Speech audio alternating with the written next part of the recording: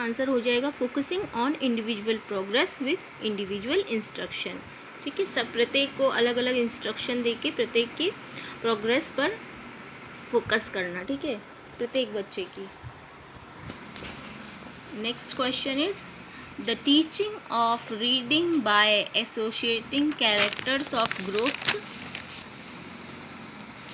Of characters with sound is the method of, मतलब sound को क्या करके लिंक करके, साउंड्स को लिंक करके जो टीचिंग कराई जाती है, ठीक है, वो क्या, कौन सी टीचिंग, कौन सी मेथड है टीचिंग की?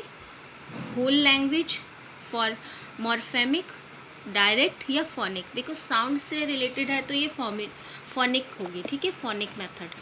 साउंड्स को क्या करके, देखिए ऊपर लिखा है teaching children to read by linking sound. बच्चों को कैसे पढ़ाना? साउंड्स को लिंक करके। मॉर्फेमिक क्या होती है? मॉर्फेमिक जो होती है is the smallest unit in the language, सबसे छोटी यूनिट होती है लैंग्वेज की। ये क्वेश्चन आपसे पूछा जा सकता है।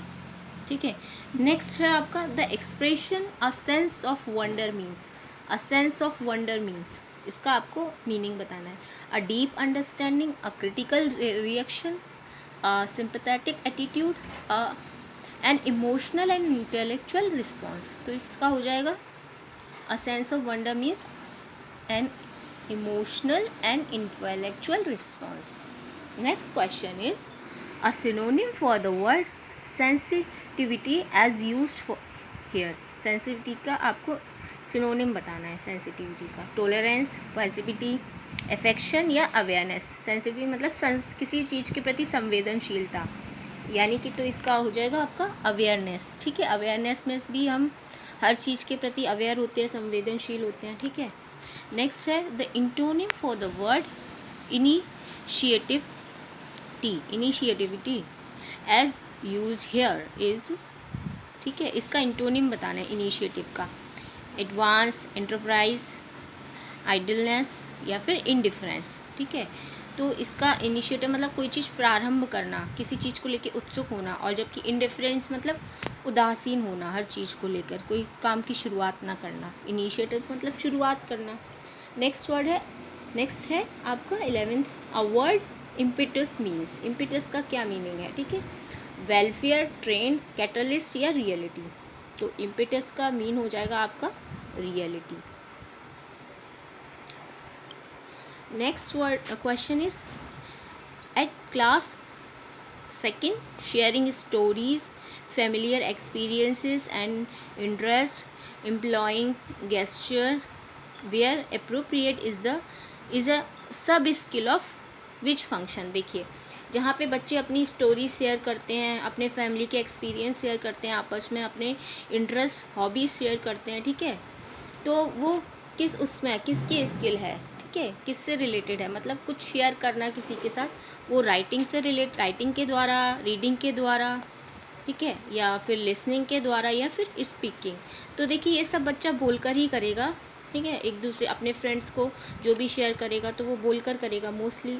ठीक है, तो इसका हो जाएगा आपका स्पीकिंग। स्पीकिंग के द्वारा, ये एक स्पीकिंग की ही सब स्किल्स है। Next one is among the 4 language skill which pair constitute the reinforcement skill.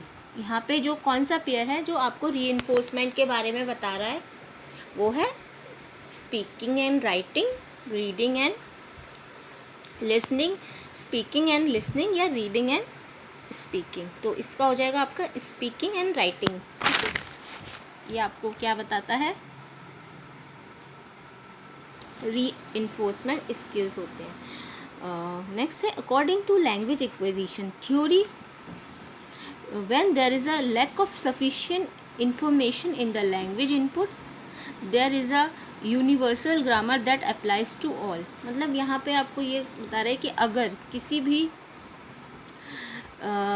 Language में लैक ऑफ सफिशिएंट इन्फॉर्मेशन हो, मतलब इन्फॉर्मेशन की कमी हो, तो वो कौन सी लैंग्वेज के अंतर्गत आती है? ठीक है, human language, colloquial language, modern language या क्लासिकल लैंग्वेज। तो देखिए ये हो जाएगी आपकी एंशियंट लैंग्वेज, जो पुरानी लैंग्वेज होती है ना, प्राचीन, तो वो आती है आपकी क्लासिकल लैंग्वेज में। इसे हम डेड लैंग्वेज भी बोलते हैं। ठीक है, इसमें आपकी इन्फॉर्मेशन की बहुत कमी होती है, ठीक है। तो इस नेक्स्ट हो जाएगा आपका क्वेश्चन क्या, in the case of vocabulary use grammar provides a pathway to teachers to. In the case of vocabulary के यूज़ में ग्रामर कैसा पाथवे प्रोवाइड करती है लर्नर्स को, draft formal pieces of writing in higher class, speak in formal situation with greater accuracy and confidence, ठीक है।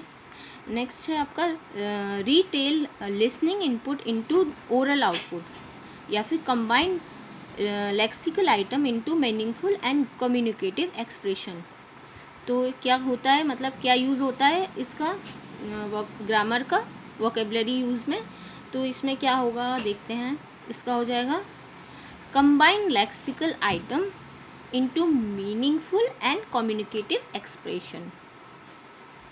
इस तरीके से हम ग्रामर का यूज़ कर सकते हैं वोकैब को पढ़ने में।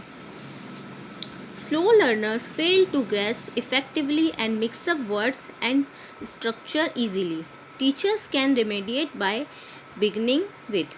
जो स्लो लर्नर्स होते हैं वो किसी भी चीज़ को समझने में, मतलब ग्रैस्प करने में उनको थोड़ा टाइम लगता है समझने में, ठीक है।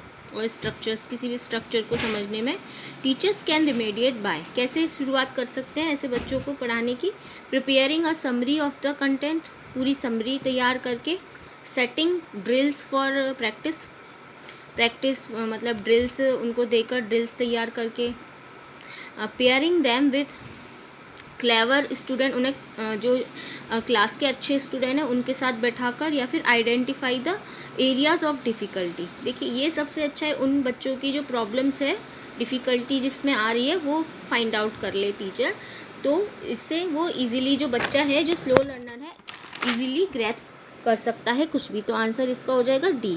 So this is the 8th practice set of English.